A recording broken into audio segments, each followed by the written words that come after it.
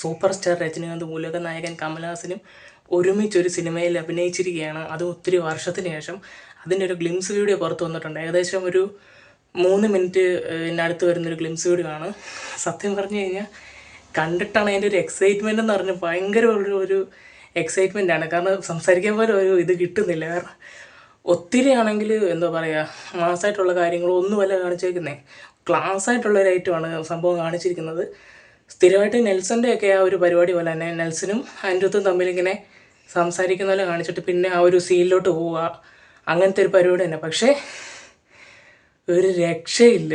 തീ ഐറ്റം എന്ന് പറഞ്ഞാൽ തീ ഐറ്റം. രണ്ടുപേരെയും കാണിക്കുന്നിടം മുതൽ അവരുടെ വോയിസ് കേൾക്കുന്നിടം മുതലാണെങ്കിൽ നമുക്ക് റോമാഞ്ചിഫിക്കേഷൻ അടിച്ചങ്ങോട്ട് കയറും.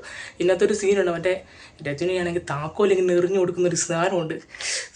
നമുക്കങ്ങോട്ട് നമുക്കൊരു വേറൊരു ഫീലായി രണ്ടുപേരെയും കൂടെ ഒരു സ്ക്രീനിൽ കാണുമ്പോൾ. ലാസ്റ്റാണെങ്കിൽ ഒരു ചോദ്യം കൂടെ ചോദിക്കും.